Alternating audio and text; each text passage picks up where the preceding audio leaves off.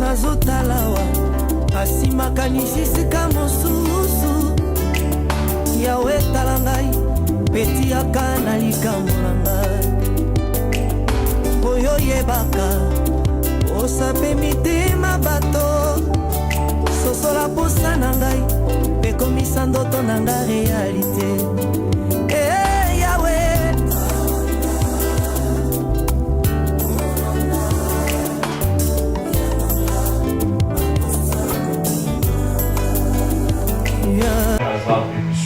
Et ça pour ça n'est pas bateau ça. Ce n'est pas un hasard. Ils ont pas battu et aux joies. Le Saint-Esprit t'amène ici. Dieu a préparé quelque chose pour toi. Dieu a préparé une délivrance pour toi. Dieu a préparé un miracle pour ta vie. Fais ton attendant de Dieu. Le Seigneur est là à côté de nous ce matin. Jésus est là à côté de nous ce matin. Et le Seigneur veut faire quelque chose dans ta vie. Même toi qui me suis en ligne, le Seigneur est là pour te délivrer. Jésus est là pour te délivrer. Les tout-puissants est là. Les limites naturelles vont tomber dans ta vie. Les limites naturelles vont tomber dans ta vie au nom de Jésus. L'éternel combat pour toi tous les jours. Les combats pour toi, les combats visibles et invisibles. Il est ton Dieu et il est ton roi. Et le Seigneur va faire quelque chose dans ta vie. C'est temps de oublier, c'est pour toi. C'est pour toi. C'est pour toi. Et Jésus veut te visiter. Il veut te visiter. Oh, la gloire de Dieu là, c'est là. La gloire de Dieu là, c'est là. Oh, Jésus.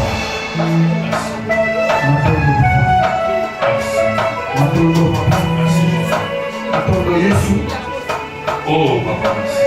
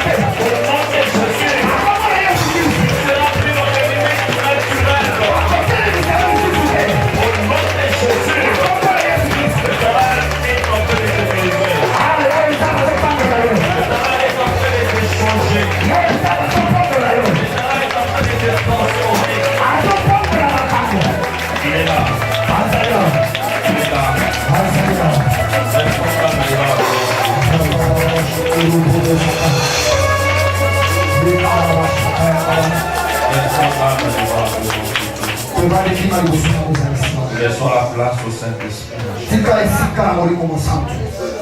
Laissons la place au Saint-Esprit d'agir.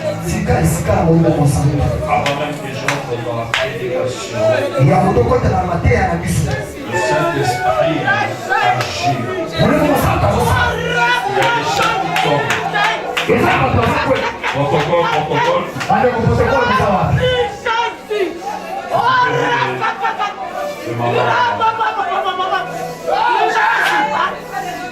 Le Saint-Esprit agit maintenant même. Le Saint-Esprit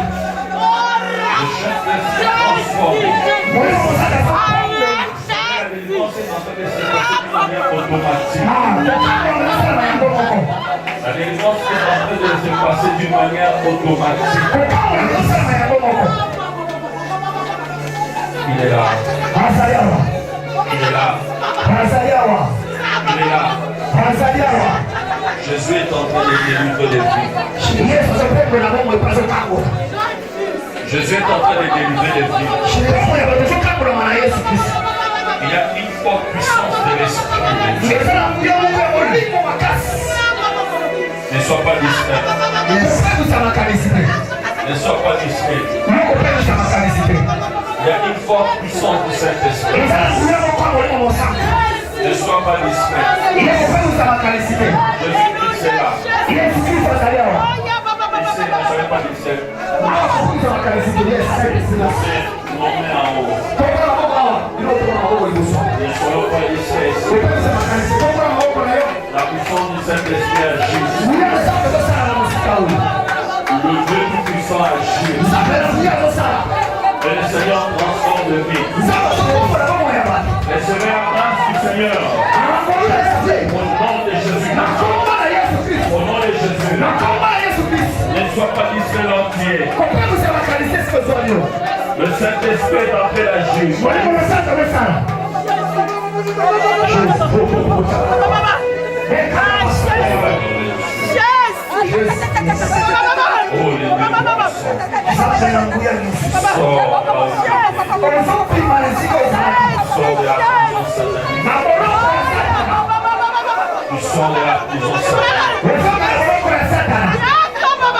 Il y a beaucoup de gens qui sortent.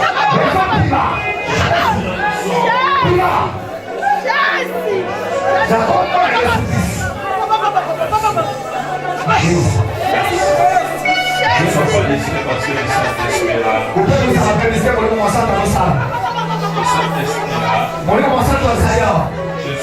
est là. Jésus-Christ est là.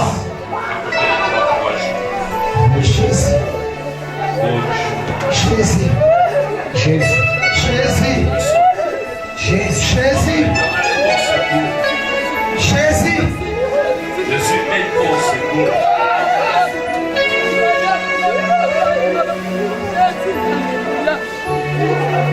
Et Jésus n'abandonne jamais.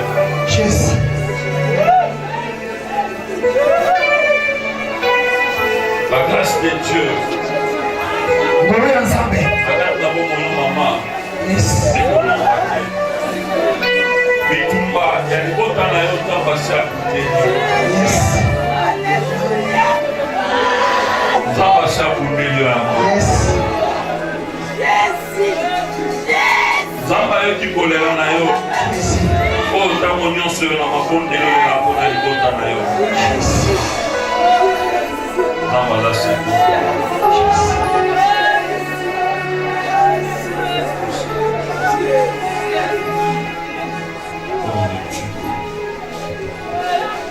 Nous allons ouvrir nos Bibles.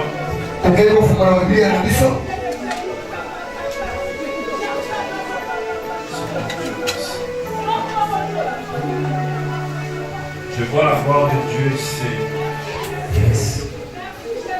une forte puissance de l'Esprit. Tu ne peux pas sortir ici même vite. Mais il y a quelque chose que Dieu a réservé pour toi.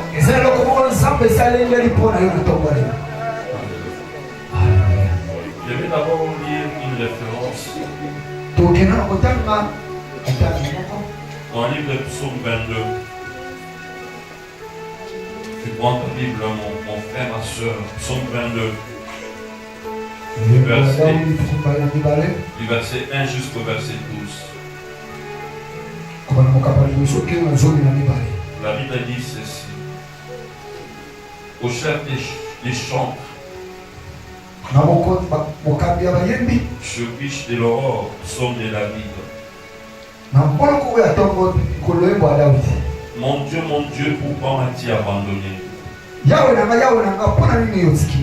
Et t'éloignes-tu sans me secourir,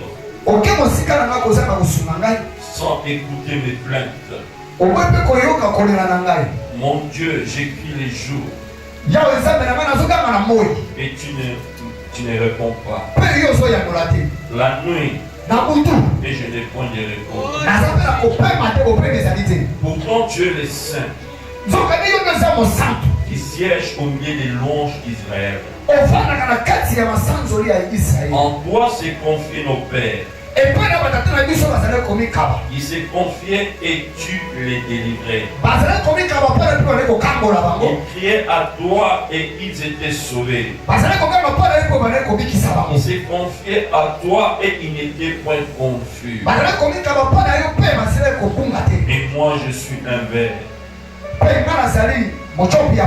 et non un homme, l'opprobre des hommes et le méprisé du peuple.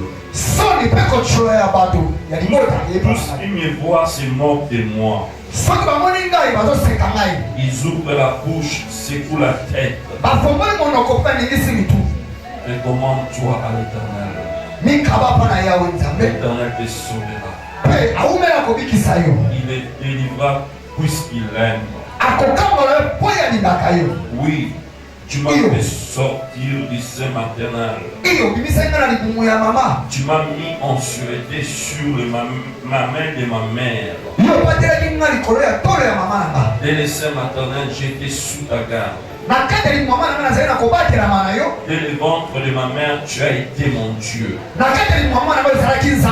Ne t'éloigne pas de moi. Quand la détresse est proche, quand personne ne vient à mon secours, ça c'est ta prière ce matin. Dieu ne veut pas s'éloigner de toi. Dieu sera toujours à côté de toi. Et l'Éternel manifestera sa gloire dans ta vie. Tu as dit, Seigneur, pourquoi tu m'as abandonné? Tu as dit, Seigneur, pourquoi tu t'occupes plus de moi? Comme je l'ai dit dès le début. Ces problèmes de oublier, c'est une affaire biblique. Mais le Seigneur est là pour secourir. Le Seigneur est là pour changer les vies. Le Seigneur est là pour transformer. Merci, nous allons nous mettre. On applaudit très fort pour le roi des rois. Le Seigneur des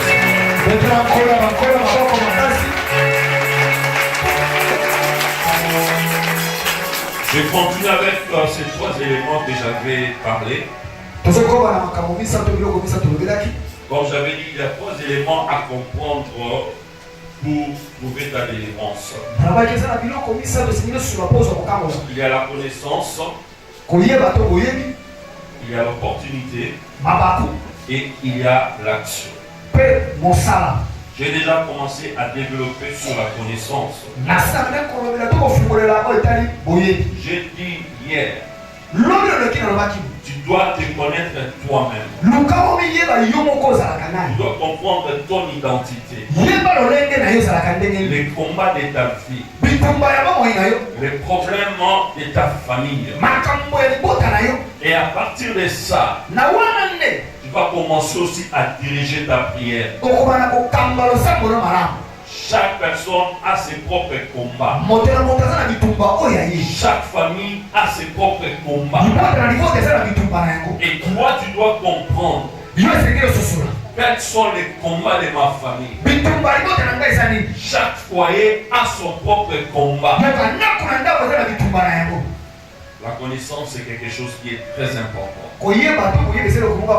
Vous connaîtrez la vérité et la vérité va vous affranchir. Amen. Alléluia. Amen. Et je parlais sur les limites. Et j'ai commencé à développer sur ce qu'on appelle les limites naturelles. Ça peut être biologique et héréditaire. Et l'on doit comprendre ces choses. Il y a des limites dans ta vie. Il y a des limites dans ta famille. Il y a des limites dans tout ce que tu es en train d'entreprendre. Comprends ces choses. Et dirige ta prière par rapport à ces choses. Et tu verras la manière dont Dieu va commencer à faire dans ta vie. Alléluia. Amen. Je voudrais ce matin entrer en profondeur sur les limites que j'appelle imposées par des hommes ou un système.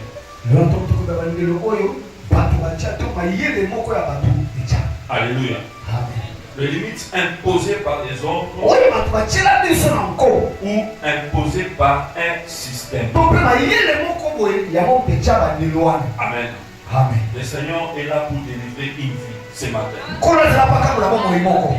Le Seigneur est là pour délivrer une personne ce matin. Malgré les limites de ta vie. Mais le Seigneur est là pour briser ses limites et pour avancer durant de la vie. Même si les combats sont là. Mais le Seigneur te dit que toi tu vas faire ce combat au nom de Jésus. La Bible dit ils te feront la guerre mais ils ne te vaincront jamais. Ils chercheront à te faire du mal mais l'Éternel te protégera toujours. Ils chercheront à te détruire mais l'Éternel te protégera toujours. Alléluia. J'ai beaucoup de références à donner. Mais tu peux faire cette lecture chez toi à la maison. Parce que je n'ai pas le temps pour tout lire. La première lecture que tu vas faire chez toi à la maison, ça sera dans le livre de Genèse. Genèse chapitre 30. Tu vas faire ta lecture à partir du verset 22. Tu vas même lire jusqu'au Genèse 31. Alléluia. Tu vas faire cette méditation chez toi à la maison. Et tu vas lire aussi Genèse 31 du verset 1. Et tu peux continuer ta lecture jusqu'au verset 13. Alléluia. Et je t'expliquerai qu'est-ce que le Seigneur nous parle là-dessus. Il y a une autre lecture dans le livre de Luc. Luc chapitre 13. Du verset 10 jusqu'au verset 17. Alléluia. Les limitations imposées par des hommes ou un système. Amen. On nous parle ici, dans le livre de Genèse, l'histoire de Jacob et Laban. Jacob, en réalité, était le neveu de Laban. Et Jacob avait fui sa famille parce que son frère Esaü cherchait sa mort. Il est parti se réfugier chez son oncle. Arrivé là-bas, et comme c'était la coutume, à l'époque, il pouvait toujours marier sa cousine. Alléluia. Il a aimé Rachel, qui était la fille de Laban. Et Jacob a dit à Laban, Je vais travailler pour toi 7 ans. Pendant 7 ans, je vais travailler pour toi. Et tu me donneras Rachel comme épouse. Et Laban était content. Alléluia. Mais derrière ça, Laban avait quelque chose qu'il avait préparé contre Jacob. Bien aimé, il y a des gens parfois dans ta vie qui ont préparé des histoires contre toi. Il y a des plans cachés contre ta vie. Peut-être que tu n'arrives pas à comprendre ces choses. Mais au moment même de l'accomplissement, tu vas voir qu'il y a des choses qui ont été préparées contre toi. Jacob a travaillé pendant 7 ans pour avoir Rachel. Nous connaissons bien l'histoire. Les jours J arrivaient. C'était plus Rachel, mais c'était Léa. Alléluia. On a présenté Léa à la place de Rachel. Mais Jacob a dit, mais qu'est-ce que tu m'as fait? J'ai passé 7 ans de ma vie pour avoir Rachel. Et écoutez la réponse de Laban. Ici, ce n'est pas cette coutume que tu penses. Avant de te marier, la seconde fille, tu dois commencer par la première. Mais depuis longtemps, il devait déjà parler de ces histoires à Jacob. Mais il a gardé ces choses. Alléluia. Et il a dit à Jacob, si tu veux prendre Rachel, tu dois encore faire 7 années de Alléluia. Et Laban a voulu contrôler la vie de Jacob pour ses propres intérêts. Amen. Cet esprit de limitation a pour but d'exploiter l'autre, de le faire souffrir pour son propre intérêt. Donc, on a pour exploiter moto, pas exploiter bomo na moto, pas pour faire souffrir bomo na moto pour l'intérêt à bomo quelqu'un. Alléluia. On exploite ta vie, tu deviens comme un esclave. On exploite ta vie, tu deviens comme un homme lié. Tu deviens dans la servitude. Et tout cela, tu le fais pour l'intérêt d'une personne. Tout cela, tu le fais pour l'intérêt d'un homme. Mais le Seigneur te dit ce matin, il va tout changer dans ta vie. Il changera les systèmes dans ta vie. Il changera les systèmes dans ta vie. Il changera des systèmes dans ta vie. Alléluia. Il y a des gens qui cherchent ta mort. Il y a des gens qui cherchent ta destruction. Il y a des gens qui ne veulent pas que tu avances. Mais le Seigneur va tout changer. Le Seigneur va tout changer. Alléluia. Tout sera changé dans ta vie. Alléluia. Alléluia. Cet esprit enlève même l'amour du prochain, y compris ta propre famille. Vous allez voir la manière dont Laban a fait souffrir même ses propres filles à cause de ses propres intérêts. Alléluia. Votre bien-aimé, ceux qui opposent un système à bateau. Et là, bateau va venir dans le corps à chef du monde des ténèbres. Parce que quand on a parce qu'on détruit vie pour avoir intérêt dans votre personne. Parce qu'on a même dans vos lingots na yote, au bon tali par sous souci na bango ezali ete bango souci na bango ezali ete bango bakende liboso. Souci na bango ezali ete makambo na bango osala bango bazwa profit na nsima ya motu na yo. Bango bazwa profit na makambo nyonso oyo okosala.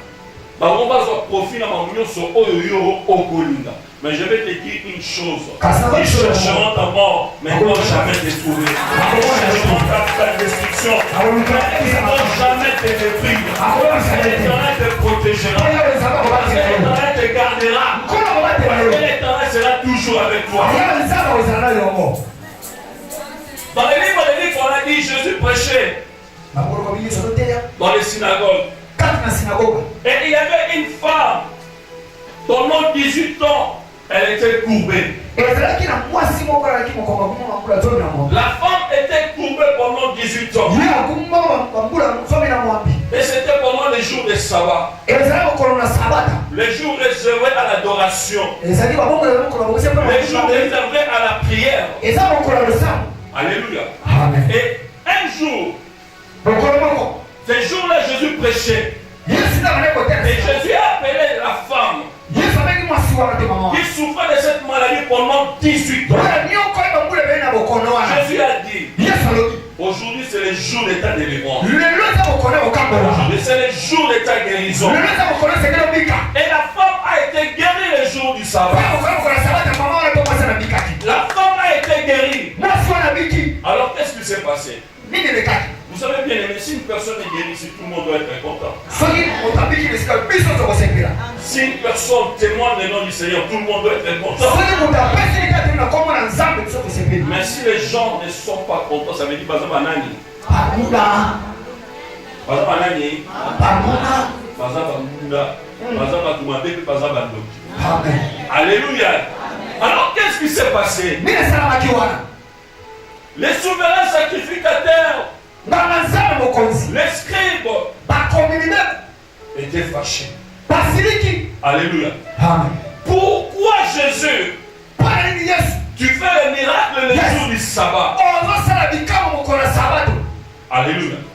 Pourquoi Jésus, tu guéris les gens le jour du sabbat? Mais ce n'est pas un problème de guérir les gens le jour du sabbat. La loi de Moïse n'interdisait pas la guérison le jour du sabbat. Mais ils ont interprété la loi de Moïse de leur manière pour créer un système et empêcher les gens de voir la foi. Pour créer un système et empêcher les gens d'expérimenter la grandeur de Dieu au moment où Jésus va prier pour eux. Et ces gens étaient fâchés. Pourquoi? Parce que Jésus-Christ a fait le miracle le jour du sabbat. Alléluia. Amen. Voilà des choses imposées par des hommes.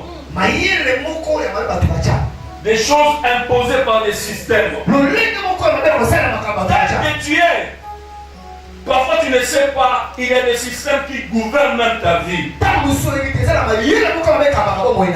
que tu es, parfois tu ne sais pas, il y a des gens même qui gouvernent ta vie. Ils ont mis des limites pour que toi tu n'arrives pas là où tu peux. Mais je vais te dire ce matin, le Seigneur est en train de briser ces choses. L'Éternel est en train de briser ces choses. L'Éternel est en train de briser ces choses. Au nom de Jésus-Christ. Au nom de Jésus. Même dans notre pays, nous devons briser les limitations. Alléluia. Nous devons briser les limitations. Oh, bien-aimé. Amen. Je me souviens toujours. Quand un jour nous m'a disait, là c'est l'histoire. Un jour, l'histoire de la RDC sera écrite en Afrique. En RDC. Alléluia. Ça ne sera pas à Bruxelles, à Paris, à Washington, dans les Nations Unies. Pourquoi il disait ça? Parce qu'il savait que la manière dont on est en train de conduire les pays, c'est un système.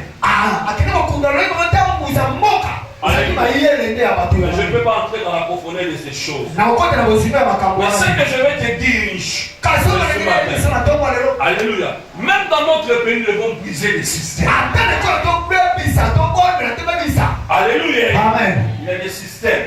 Il y a des systèmes qui peuvent diriger tes affaires. Il y a des systèmes qui peuvent diriger tout ce que tu es en train de faire. Mais le Seigneur va te délivrer. Jésus-Christ va te délivrer. Et le Tout-Puissant va te délivrer. Bien-aimé, mais le Seigneur va créer quelque chose. Amen. Qui va changer. Amen. Amen. Même dans l'œuvre de Dieu, il y a des gens qui peuvent créer des systèmes. Alléluia. Amen. Partout dans le monde, les gens peuvent créer des systèmes.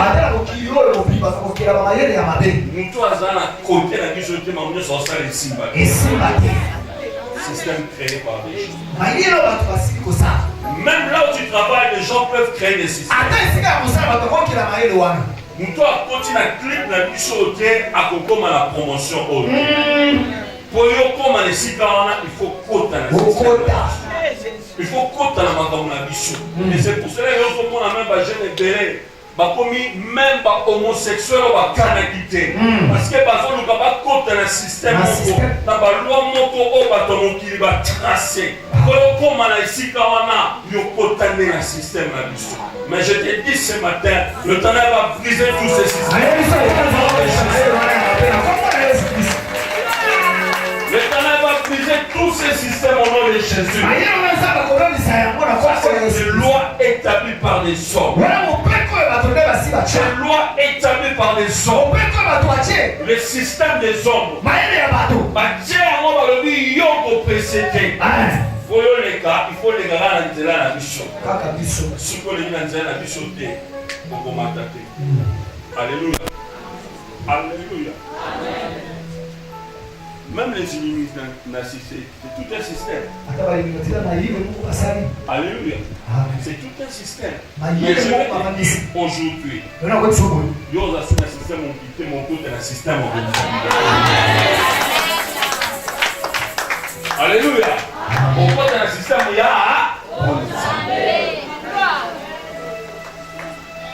alléluia. Pourquoi dans le système il y a Bonzambé.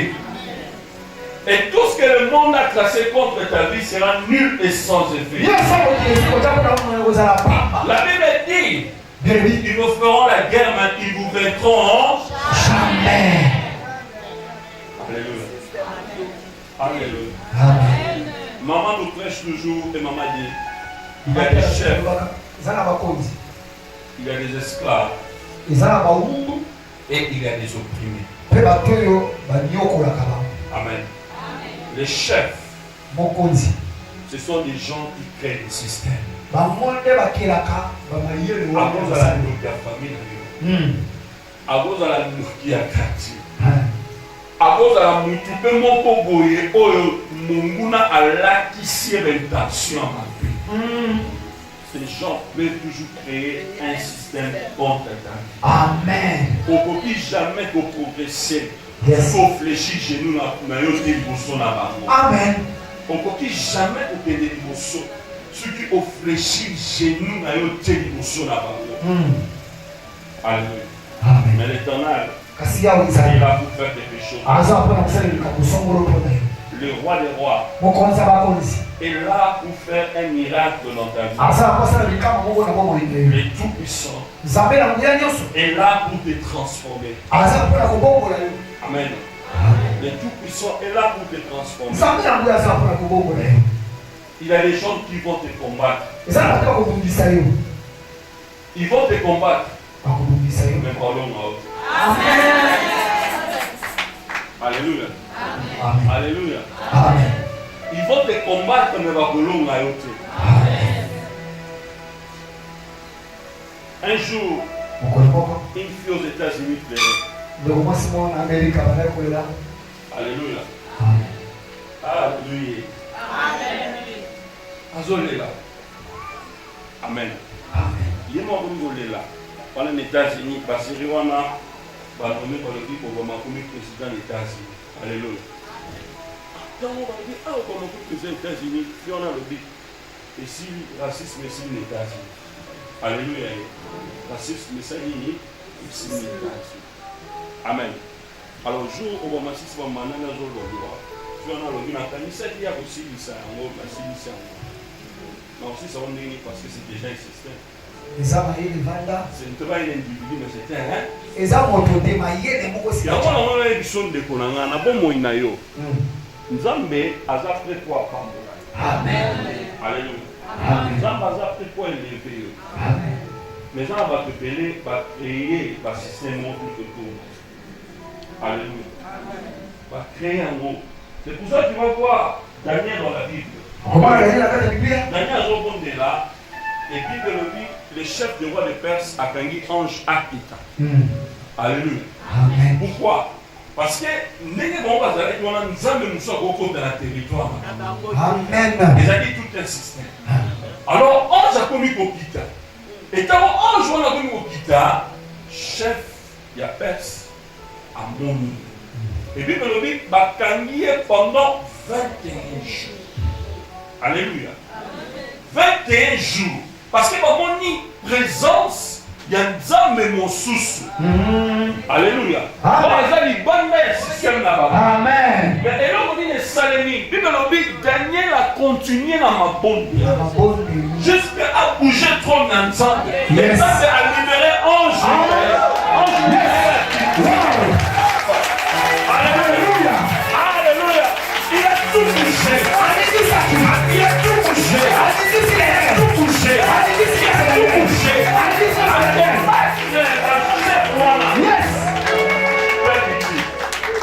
C'est pour cela qu'on a dit. Les combats que nous avons, nous combattons contre les autorités, les dominations, les esprits méchants dans les lieux célestes. Amen. Alléluia. Il y a des esprits méchants dans les lieux célestes. Amen. Il y a des esprits méchants dans les lieux célestes qui contrôlent même les hommes. Amen. On dit combat mon makasi au diable à salagat na bateau et là angela ba honte. Et on a keve mutebe ça va te payer. Alléluia. Amen. Et ça ni lui moi na mi pepe. Ozo kanga. Alléluia. Amen. Et ça ni lui moi na mi pepe. Internet est au bébé Samout. Et ça ni lui moi na mi pepe pour la loba. Ya mi pepe. Alléluia. Amen. Et ni moi là mi pepe, je peux te dire le lot est commis dans les mois au Samanaki. Amen. Bien aimé, on va faire un exemple. Tant que vous avez pas amitié, un mot vous avez un dessin animé. Voilà, peut-être un qui n'est pas né. Un sous bon un dessin Tintin. Alléluia. Pourtant vous avez une dire nous na Tintin. Ou bien vous avez un X-Pop. Il dit les secrets de l'espace. Alléluia. Ensuite X-Pop manipule vous soutenez. X-Pop manipule. Mais là on a constaté X-Pop banane au bundala ninga ba amitié. Tintin on a ça la on est pas sauver. Mais Tintin ba no lingane moi cité. X-Pop ba no lingane. Azet sina moi cité mo aussi mais azet no mo mo samilité. Mais na o so lelo. Surtout même la porte na été armé zandengeni. Bien aimé au monde a le film à mon amitié.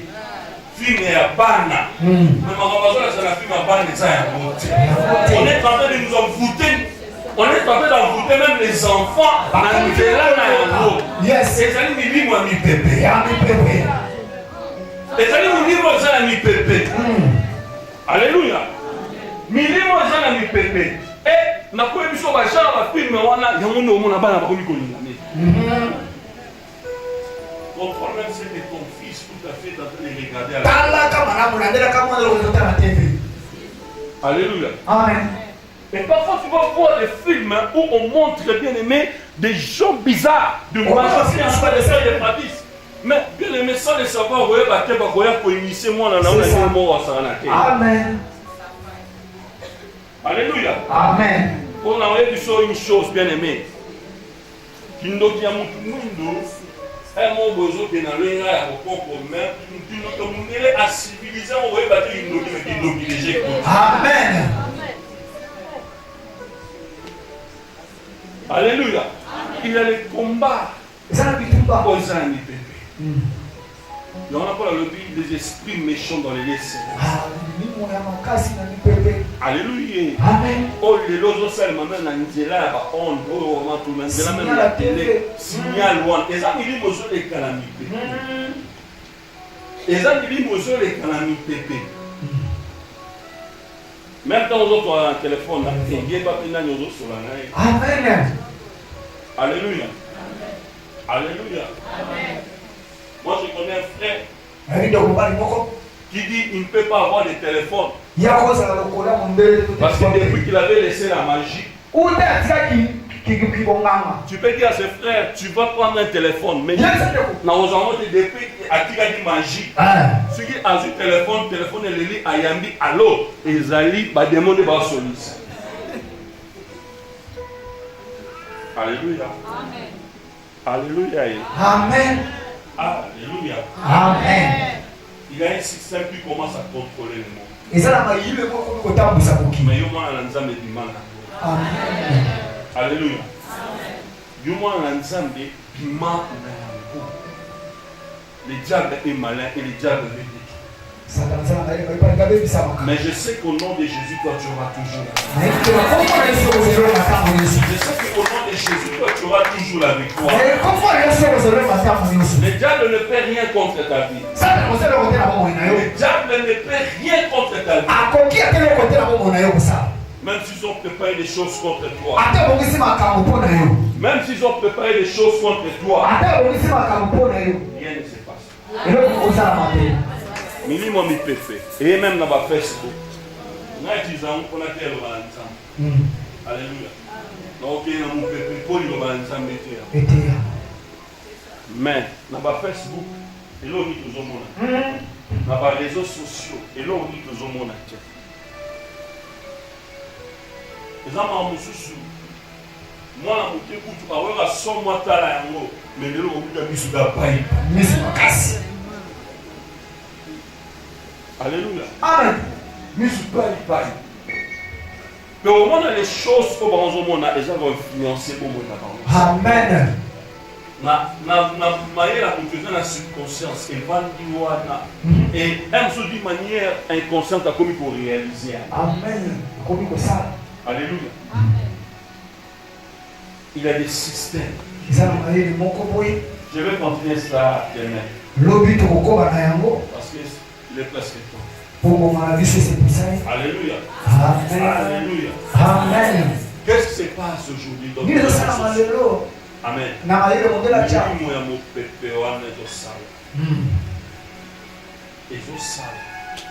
Alléluia. Et qu'est-ce que toi, aux autres, il y a un système qui te contrôle. Et vous dans la famille, ça peut être chez toi au travail.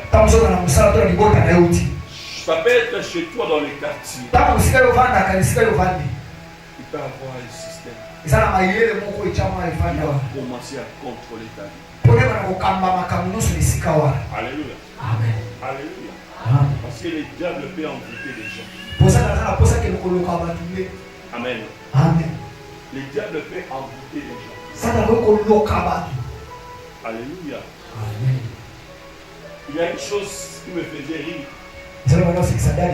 Non, ce qui s'en Alléluia. Maintenant, c'est que ça va découvrir. Jour mauvais. Amen. La vie, quand on colle là, pour moi, le minimum, il peut faire ça dans le chef. Alléluia. Quand on colle là, quand on colle là, et dans le bâtiment, on va transpirer. Vous voyez vite. Pourquoi transpirer? Ils arrivent par rapport à un moment où il y a musique. Alléluia. Alléluia. Oyo andobina batu ama dilenga la transpire. On ça a détié. Donc transpire. Alléluia. Toujours ba. Toi na transpire ça somme. Pour ça banika on a la pile là ba dilenga la pile. Alléluia. Non, mais la langue, c'est ça, il peut pile. Maintenant, au cas, moi, quand on va en Angleterre, ils ont pile, mais ils ont big. Alléluia. Ils ont pile, alléluia. Mais ils ont mais dans le lobby, mais tu vas comprendre même le langage à monter. Mais tu vas séparer la langue. Tu vas sortir, oh, j'aime ça. Mais alors, il y a l'influence Amen. Alléluia. Dans la Bible, ils ont danger dans le temps où et ça contrôle le monde. Ils ont contrôlé mon qui. Alléluia. Ils ont contrôlé mon qui. Même ma mouton est habité. Alléluia. Et là, on peut comprendre, mais il faut captiver le moment où on se retrouver. Alléluia. Alléluia. Batatoué, j'ai payé par challenge. Les hommes en beau, n'allait pas bactéries, il y a film. Et pas il y a un musicien. Alléluia. Et pas il y a un catcheur, nouveau lobby. Et pas il y a un star, il y a un football. Mais football, alléluia. Mais ça, on continue à profondeur.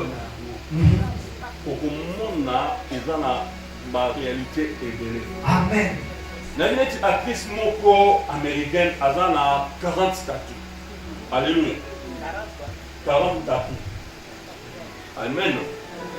40 statuts. Elle a actrice américaine. Alléluia. On va expliquer la signification à tatou. Et mon tatou, ça peut être un mais tatou, il y a une incantation bouddhiste. Alléluia.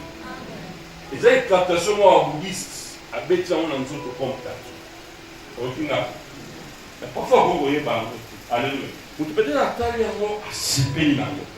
Mais avant ça, il y a une signification. Amen. Et tant que c'est pays en haut, vous sans le savoir au continent à partir de mon maquillage. Parce que tant que ça, la tatouage maquillée dimanche. Dans Liverpool, on a l'accent au maman. Alléluia. Dans le centre-ville à Liverpool. Amen. Et dans la maison, on va ça la tatou. Et dans la maison, on a comme on la maison, on a. Ils ont dit que c'était votre club. Donc, club du diable. Alléluia. Mais comment on dit, il sont clairement dévolclés, mais pas pour Kotaka. Tout le monde a dévolclé. La création de nous autres, ma guérison vivante. Les sangs. Et les citoyens, c'est ça. Amen. Maintenant, on va raconter la langue. Maintenant, on dit que tout le monde a besoin de captation bouddhiste, mais c'est une prière que tu fais. Et ça, on sent ça. Oui, bah, tu gagnes nous autres, nous autres, là. Esprit, on a laissé ça là. Alléluia. Amen. Diable a tiré les c'est ce que Paul a dit. Nous allons continuer ça demain. Pourquoi le Alléluia. Amen. Le Dieu tout-puissant pourra les faire. Nous allons nous mettre à demain. Le Seigneur est là à côté de toi. Jésus est là à côté de toi. Le roi des rois est là à côté de toi. Le Tout-Puissant est là à côté de toi. Jésus-Christ est là pour te faire du bien. Jésus-Christ est là pour te transformer. Tu sors du système des hommes.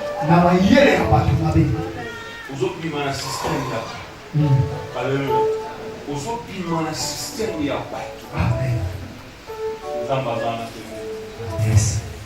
Le Tout-Puissant en a permis. Amen. Jehovah Jireh en a permis. Amen. Le roi des rois en a permis. Amen. Bien aimé, peut-être tu te retrouves quelque part dans un système. Il y a des chefs qui contrôlent ta vie. Mais le Seigneur veut faire quelque chose. Tu vas regarder ta vie.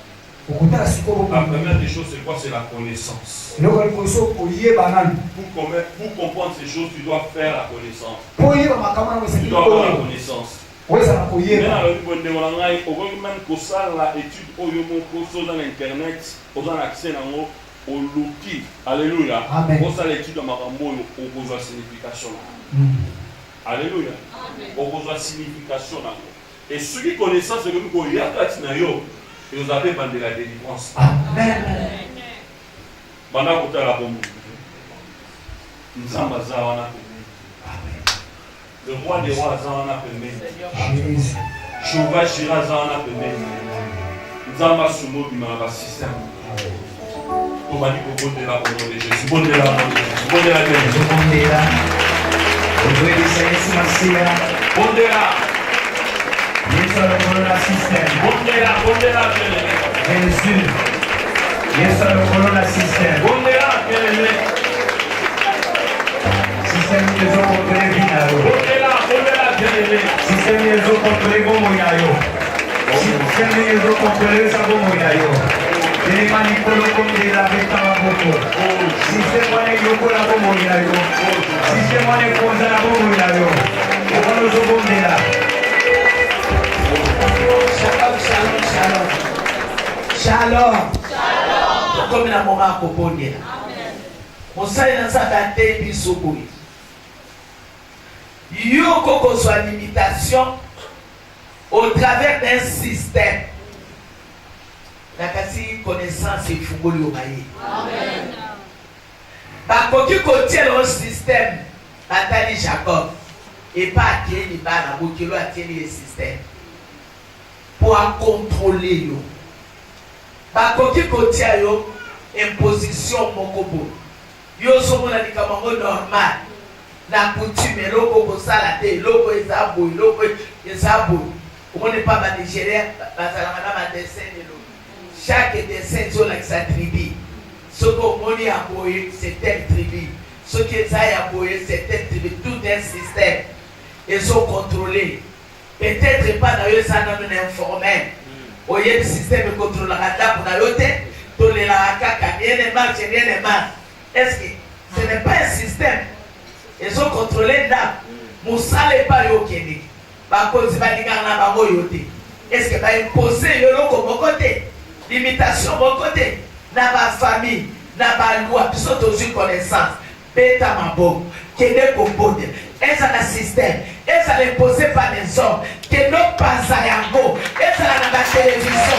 Est-ce à la film? Que n'est imposé système? Non pas à yango limitation. Si commande la maboko na lopeta. Salo la monoko. Nazo Isaïe Matia. Système non imposé par les hommes. Système non imposé. Nicolanga. Nazo panza. Nazo panza. La bala surtout quand il est là, on peut son d'autorité. Mon tabac na cabo. Donc, tout autour, il y a mon coco système de ces salés. La tienne sur limitation. Au moins, la caca, n'est pas ça le bac qui lobby. Aux gens, on a qui nous mot au Kenya, il va le cobo daté. Donc, c'est salé système. Ce qu'on au Kenya, on passe. La limitation, nyonso. Oyo bateau. La imposa biso.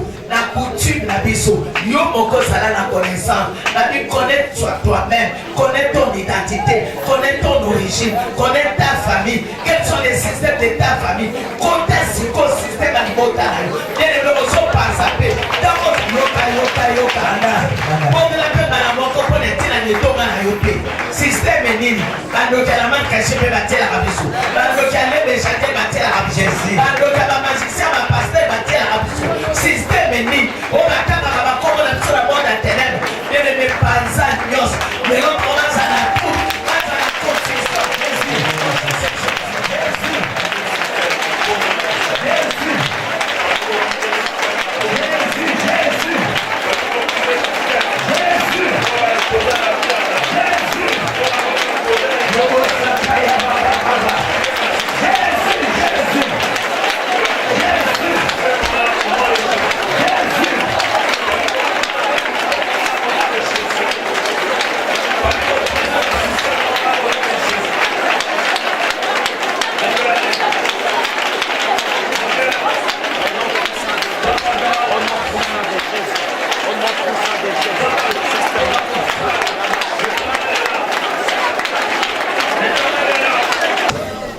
Aujourd'hui, dans le système, n'a pas quoi.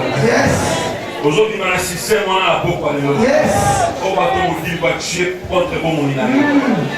Yo ko avancer. On va tirer la carte de l'hypothèse na yo. On va tirer la carte de ma plateau ko sala. Ma beaucoup la sur le colo. Tout est capable de dans ta vie. La puissance du Saint-Esprit là dans ta vie. Jésus-Christ est là à côté de toi. Le roi des rois est là à côté de toi. Le Seigneur des seigneurs est là à côté de toi. Jésus. Le Dieu tout-puissant est là à côté de toi. Jésus. Seigneur Dieu de gloire, tu es un goulou nayo, et on va aller dans la maman. Cela la ligne éternelle, Dieu. Ose sur le système, les projets contre ça, qui a détruit en mot au nom de Jésus. A détruit en mot au nom de Jésus. A détruit en mot au nom de Jésus. A détruit en mot au nom de Jésus. A détruit en mot au nom de Jésus. Zambé, cela la ligne. Zambé, nous sommes. C'est le mot que nous avons eu à Kouachi.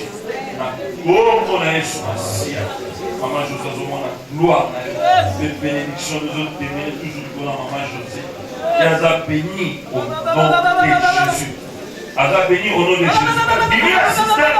C'est le Sokoya. C'est le Sokoya. Au nom de Jésus. C'est le Sokoya. Au nom de Jésus. C'est le Sokoya. C'est le Sokoya.